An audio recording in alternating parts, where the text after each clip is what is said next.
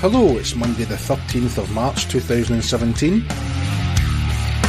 Welcome to the Purple Army podcast in association with Goldstone Wealth Management.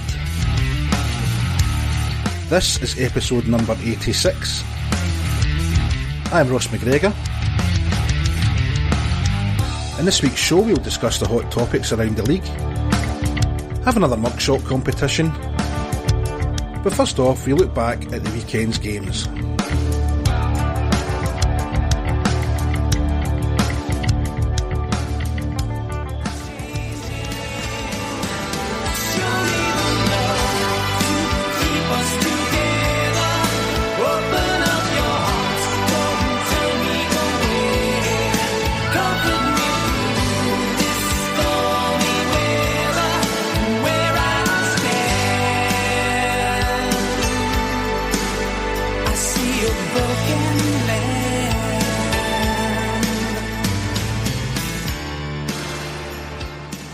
I'm joined for this part of the programme by Graham Thompson. How are you, Graham? I've done better, Ross, but I'm okay, I'm here, so, yeah. We'll not get into the details, will we? No, don't get into that, no. And Jennifer, how are you, Jennifer? I'm on the mend a bit more than Graham is, so... It's like the walking wounded in this place now, do you know what I mean? It's only me and you, Stephen, that are fit. How are you, Stephen? I'm delighted. I'm going back to work tonight after a week off, so I can't wait. The countdown's on.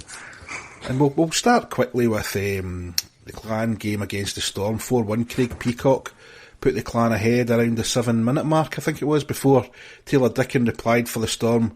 I think it was about 32 seconds left on the clock in the first period.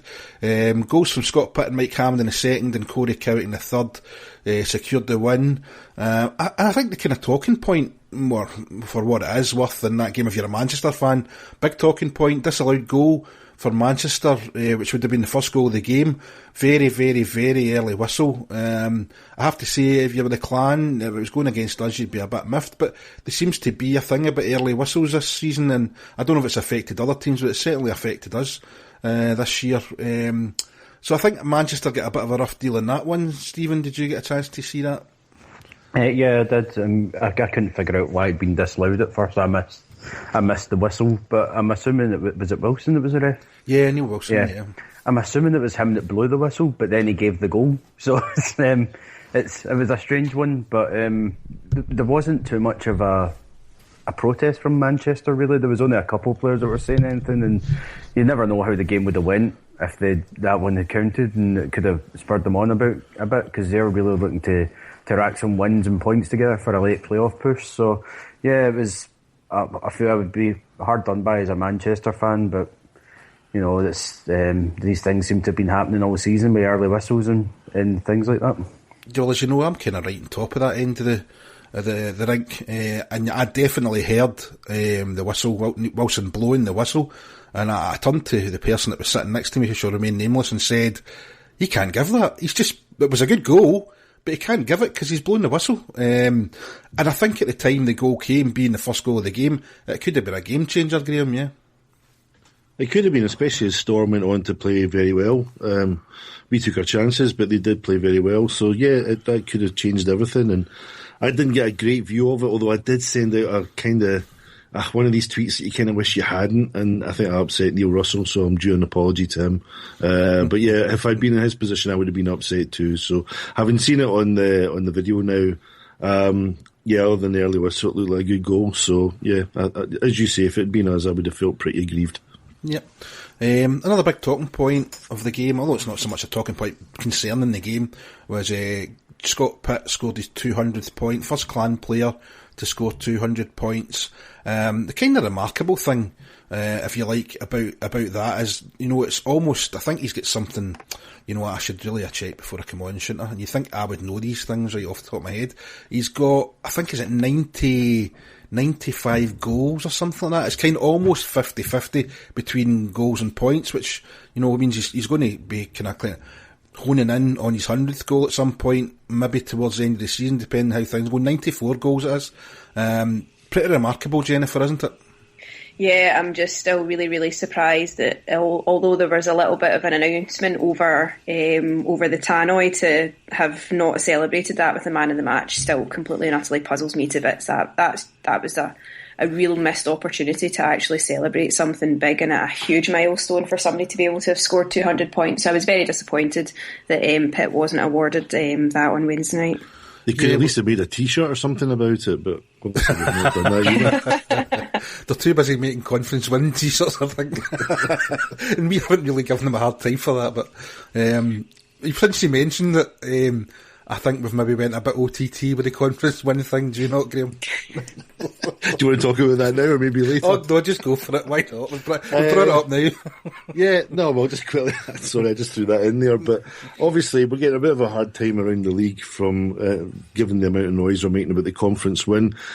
I don't change what I've said before. I think it's right that we celebrate it. I think it's right that the players celebrate it, the coach celebrates it, the backroom staff, everybody else. I don't know. And I know it's probably just me, but I don't think it is just me. That for me, it's just OTT. We won the Gardner Conference in February, despite the fact that we haven't had a great season. I can understand that there may be reasons why some people within the club might want to make the most of it, and I do get, and I've always advocated that from a marketing point of view, we should really make a lot of it. And I think getting some BBC Scotland coverage on it, and obviously the Evening Times and various other coverage elsewhere, all of that is great. And if we use it as a marketing tool, that's fine. The print of the T-shirts and everything else, yeah, I'm sorry. It's we haven't won the World Cup or anything or anything like it. We won the conference in February, so yeah, I think we've probably had enough of it by now, to be honest. Yeah, I mean, I think you're right. We're right to celebrate winning it, but I think for reasons we can all guess at, just to try and get the feel-good factor back. I think the players and everybody were probably told, you will celebrate this to the max, because it has went on just a wee bit too long and been a bit too vociferous. Jennifer, thoughts? Oh, you're all doom and gloom. Let's just enjoy the park. Yeah, we are, but Jen's only here for the party. She just wants a party. Stephen, you're not always doom and gloom. You're the sunshine. And no wonder you're laughing. I don't even know what you are talking about, to be fair. What was it, like, did something happen after the? Like, I'm not going to lie, Zelda, the new Nintendo consoles, came over my line last week. So, but all I know is that there was a celebration after the game where we won it. Was it Dundee? We won it against. There's basically just been a bit overload on social media and etc. In my opinion. Yeah, well, everyone's over the top in social media, so it's like.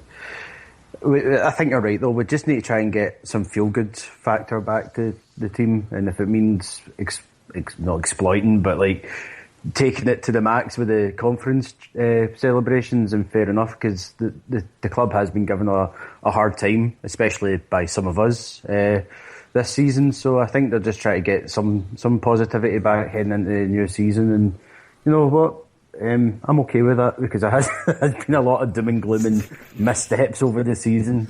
So to try and get something back towards a more positive spin's not too bad an idea, I think. And there we go, we're split down the middle. So do you think that's why Lee Baldwin get man of the match, to try and get him to feel good about yourself? Well, somebody had kind of given me a bit of feedback that he only let in one goal rather than 4 or 5, so he deserved it. So he didn't give the puck away more than once? I still feel Pitt was robbed of an opportunity there, and I think that could have been a really good celebration that was totally missed. And as well, the guy that won the jersey, I can't remember who it was now, I think I know him. I mean, that's a nice jersey to win. The jersey that he scored his 200th point in. Very apt for the night, very fitting. Did you see my ticket, how I was 1 digit away? Gutted. Yeah, you would be gutted. That would be a nice one to have, definitely. I hope they gave him the right one. Didn't give him one at the cleaning cupboard. Obviously, on Saturday night we had the Steelers at home, Clan 2, Steelers 3. Matt Keith opened the scoring for the Clan to give us a lead going into the first period break. However, second period goals for Armstrong and Dowd gave the Steelers a lead back going into the second break. Dowd got his second and the Steelers third of the night before Matt Keith also added his second. There was just over 6 minutes left, and that gives a little bit of hope that we might be able to sneak an equaliser. And it looked, for where I'm sitting, it's really difficult to see. There was certainly a bit of a stramash, but you could tell the way that some of the Clan players, I think there's one Clan player I noted that was celebrating like it was a goal, but the rest of them didn't seem too fussed. And it was probably the right call. And we lost 3-2. Obviously, the big talking point of that night was the Fitzy knee on Mike Hammond, and I have to say, the way Mike had scrambled off the ice was not pretty watching. I mean, he was trying his damnedest to get off of his own volition, but he was just unable to do so at the end up. And I kind of really, sometimes these things can be deceiving. They look as if they're really bad, and before you know it, he can be back playing on Saturday night. But I don't know, I've just got a really bad feeling that this one could be an injury that could maybe put him out for the season, which would really, in effect, be a real dent and our chances of doing anything in the playoffs, because let's face it, we've got to score 6 or 7 goals a game to win at the moment, the way things are going, and with that line being probably one of the best lines in the league, disrupting it with losing Mike Hammond would be a bit of a disaster for us. Going back to the actual hit itself, we've kind of I put a gif out via the podcast account this morning, and we had a few responses, and to be quite fair, they are pretty magnanimous. Gio at Geo73 said 5+ game, his right leg is in an unusual position to hit someone, possibly stuck his leg out in instinct but not malice. Ross Jardin, hard to tell from a gif, thought it was a terrible hit at the time, but this does look like he clips as Hammond moves inside.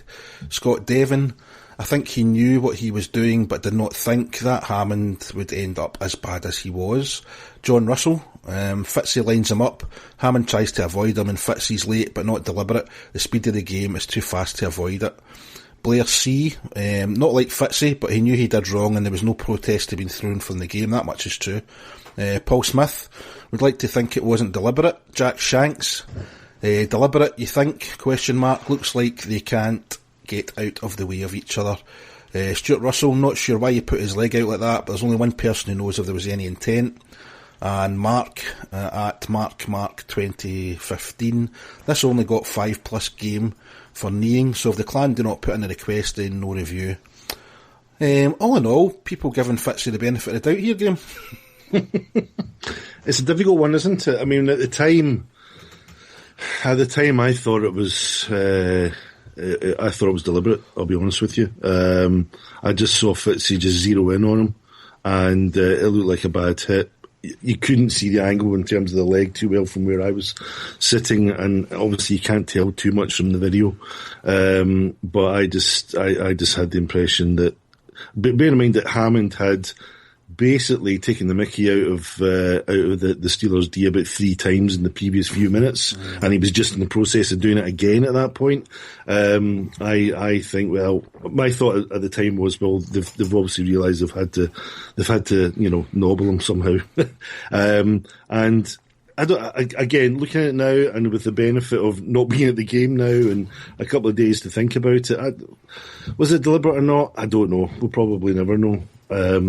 But clearly, as far as the potential to ruin the guy's season, end of season, let's hope it's not come to that. And obviously the news that he was back at the arena before the end of the game is encouraging, even if that doesn't give you a definitive idea of exactly what his condition is. And I'm sure we'll hear from the club over the next day or two.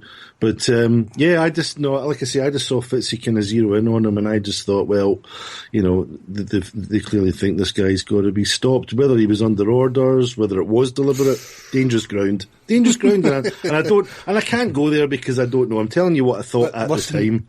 You're not seeing anything we didn't all think.